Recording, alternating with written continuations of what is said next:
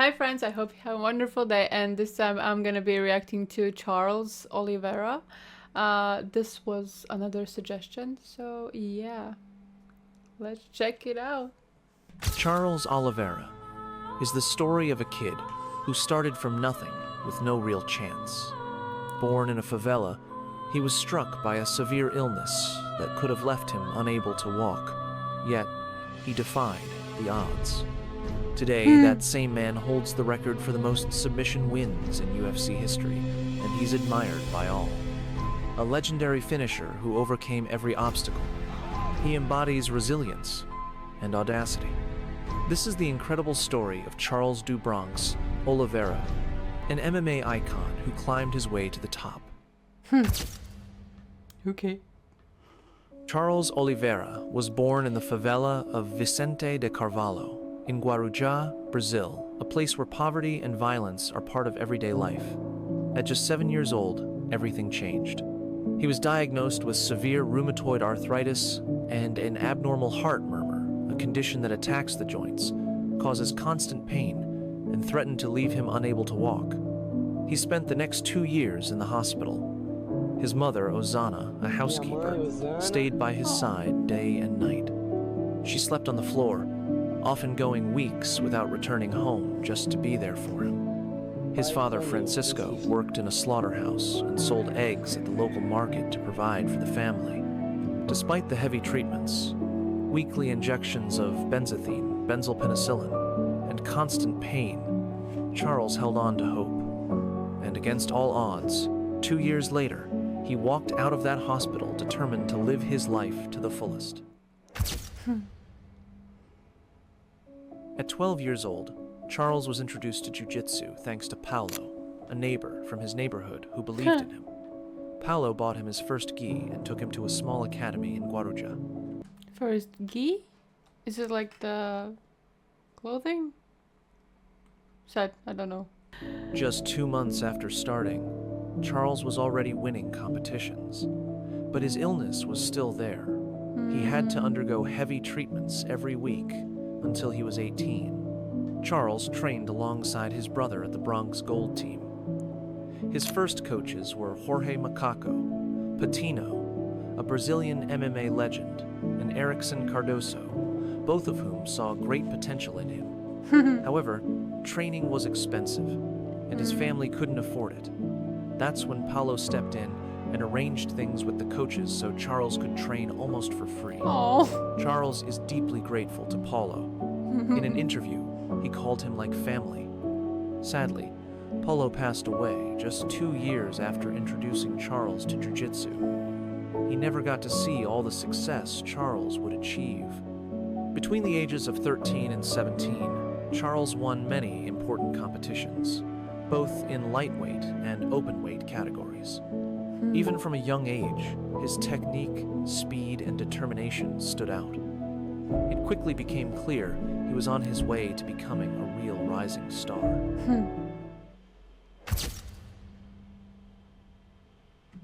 But like, after the 18 years, like he did end the treatment, he's kind of fine now?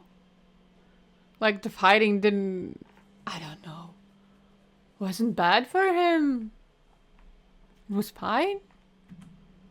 While he was already shining in jiu-jitsu, Charles began turning his attention to a sport booming in Brazil, MMA. It was during a training session at the legendary Shoot Box Academy, the same gym that produced Anderson Silva, Wanderlei Silva, and Shogun, that the transition became obvious. On the 3rd of November, 2007, he had his first amateur fight and wrapped it up in just 15 seconds with a slick armbar. I can't stand. Oh, I don't like those. That you kind of looks like you're ripping his hand off. Oh. 3 months later, he turned pro, and his debut couldn't have gone better. At Predator FC, he fought 3 times in one night and finished all 3 opponents. He then went on a tear through various local promotions, and the results were always the same. I can't. I'm so I'm soft. I don't like these ones. Even to see how they are throwing each other all over the place. I don't enjoy that. Sorry. Finish after finish. In his first 12 professional fights, he remained undefeated 11 of them by submission or KO. He was dismantling everyone. And the UFC took notice. On the 8th of August, UFC. 2010. So UFC is higher than MMA? Or it's some type of league? I seriously don't know.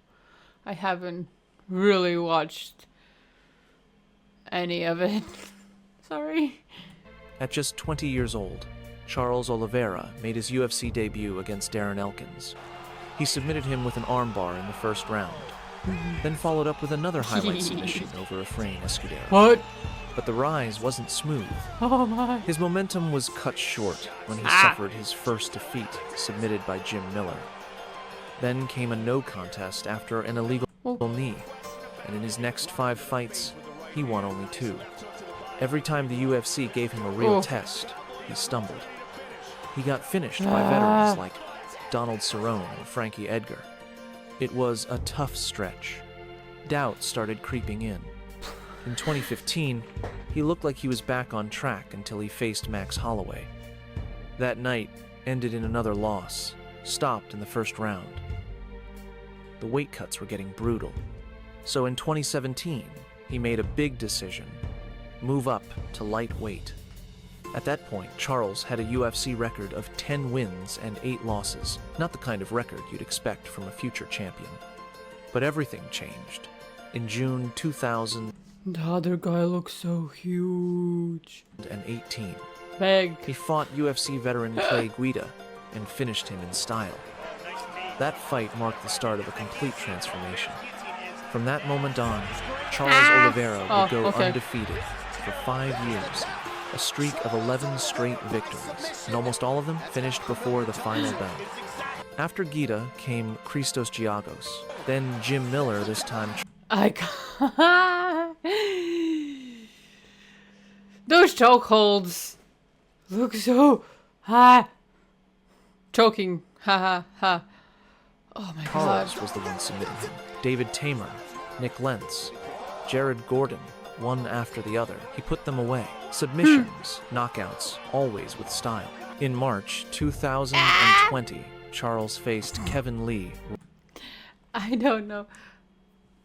Some of, like, I guess they're taking a pictures or something for the fight. But like, I understand those. Like, we are ready to fight, but like this, it's, I don't know. Feels weird, but I understand. It's kind of normal. But funny, like, yeah, you're kind of kissing soon or something, but yeah.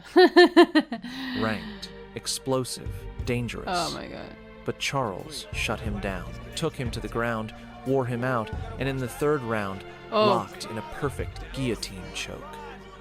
That night, the MMA world started paying real attention. A few Like till the end, I don't understand which one is kind of winning. Like at the start, I thought it's the other guy, but no, it's Charles. months later, in December, he faced Tony Ferguson, once the scariest man in the division. Charles dominated him. 3 rounds of total control, took him down at will, cranked his arm with a brutal armbar, and somehow Tony didn't tap. It was a technical massacre. No. Charles. This is just terrible. I don't like the arm thing, but like it looks like it's it's choking him as well. This is just terrible. I guess it's feeling just death. Oliveira had 8 straight wins. I can't. Almost all by finish. The UFC had no choice anymore. The lightweight belt was vacant, and Charles Oliveira was finally getting his shot at the title. His opponent, the dangerous Michael Chandler, Don't know him. Of course. May 15th, 2021. Charles Oliveira steps into the octagon for the fight he's waited for his entire life. A shot at the UFC lightweight title. Across from him, Michael Chandler, former Bellator champion. Explosive, dangerous. Most people think Charles will fold, that the pressure will break him. But then, the fight starts at a furious pace. Whoa. Chandler lands hard shots in the first round, drops Oliveira. The Brazilian is in trouble, but he survives. Oh my god! Calm. And just seconds into the second round, everything changes. Charles lands a surgical left hook. Chandler goes down.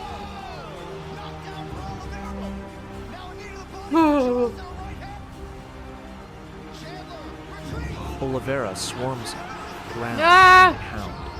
The referee stops the fight. Charles Oliveira is the UFC lightweight champion. A kid from the favelas, written off at birth, now standing at the top of the world. But he's not done. The 11th of December, 2021, he faces Dustin Poirier, the man who just beat Conor McGregor twice. Yeah, Conor is the only one that I actually know of MMA, I guess, or UFC, I don't know. As a fighter, I will say. Oh my god, but the last fight it was just terrible. I had a goosebumps all over, and not in a good way. Oh. A feared striker, durable, relentless. The fight is brutal. Poirier lands big shots early, but Charles doesn't fold. He stays composed, patient. In round 2, the tide turns. Oliveira drags Poirier into the clinch, lands elbows, wears him down. And in round 3, Charles jumps on his back. In seconds, he locks in a rear naked choke. Poirier taps. Another finish. Another message to the division. Oh my god. His face! But the story takes another twist. May 7th. Charles is scheduled to defend his title against Justin Gaethje. But the day before the fight, disaster strikes. He misses weight by just half a pound. The UFC strips him of the title. He walks... Just because he... Huh? Just because you don't have that half a pound, you don't... You lose your belt? What? It's not like you didn't win like last time. What do I know? But like, for me, it doesn't make sense because he did win like before. Huh? Walks into the cage without the belt, but everyone knows what's at stake. The fight is wild. Gaethje rocks him early, twice, but Charles stays ice cold, calm in the chaos. Then, Oliveira fires back, lands a clean right hand. Gaethje collapses.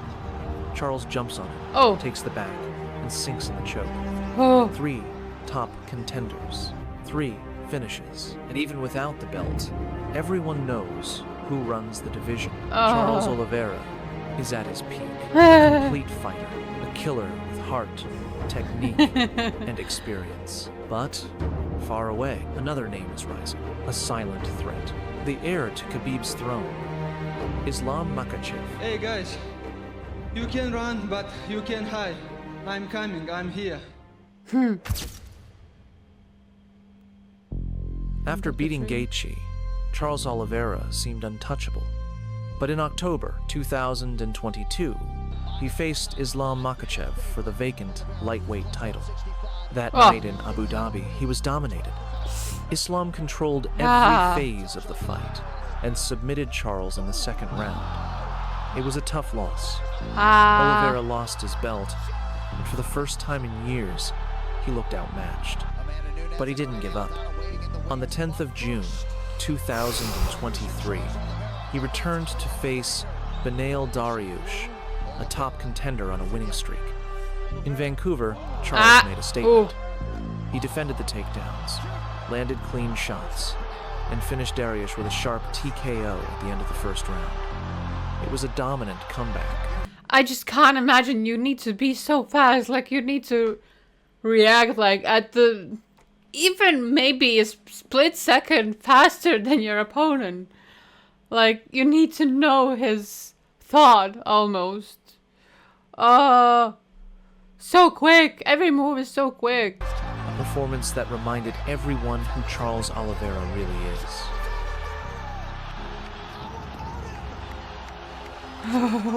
A rematch with Islam Makhachev was scheduled for UFC 294, but just days before the event, Charles suffered a cut above his eye during training. He was forced to withdraw. The rematch was off.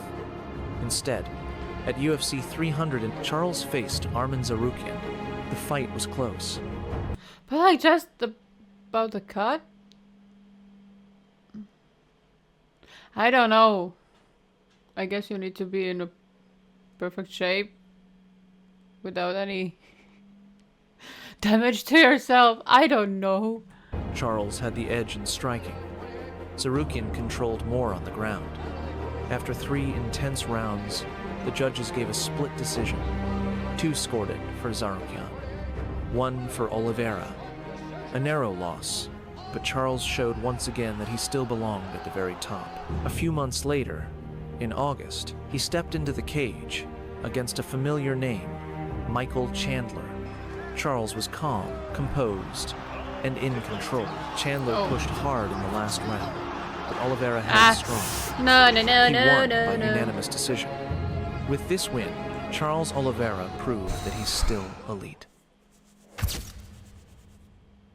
After I can't stand those moments when they are seriously hitting each other, like other guys just, I don't know, he can't do shit. But like, they are brutally boom, boom, boom. I can't. I love peace. I know it's not like they are angry and stuff, it's their job, but like, I feel so uneasy. Oh. After everything he's been through, Charles Oliveira is back where he always wanted to be, at the very top. But this time the belt is vacant, and standing across from him is a new name, an undefeated phenomenon, the featherweight champion moving up in weight, Ilia Topuria. The UFC wants something fresh, and Topuria is the moment. Young, powerful, precise. He hits hard. He talks louder. And he's aiming to make history as a 2-division champion. But he's not facing just anyone. He's facing Charles Oliveira, the man who submitted Gaethje, Poirier, Lee, and many more. The man with the most finishes in UFC history. The man who once grabbed the title when nobody believed in him, and now wants it back again. This fight isn't just about styles. It's a clash of generations. Fire against fire. And this time, the UFC lightweight belt is on the line. For Topuria, it's a once-in-a-lifetime chance to reign over 2 divisions.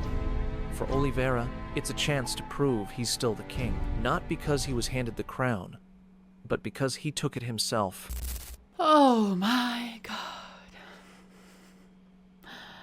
But like, I didn't understand, like, he is healthy now, his sickness is gone, he's fine.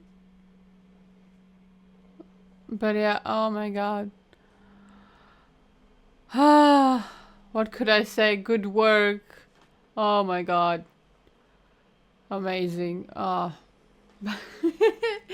I'm so soft. I can't. Like, goosebumps all the time. I can't. I don't know. I guess I am just imagining in my head the worst stuff that could happen or something. I don't know. It's just So yeah, I hope that you did enjoy this video, and if you did, please consider to leave a like and subscribe. And yeah, thank you for suggesting, and hopefully I'm gonna see you next time. I'm still kind of feeling uneasy. So yeah, take care. Don't fight if you don't need to. So yeah, bye.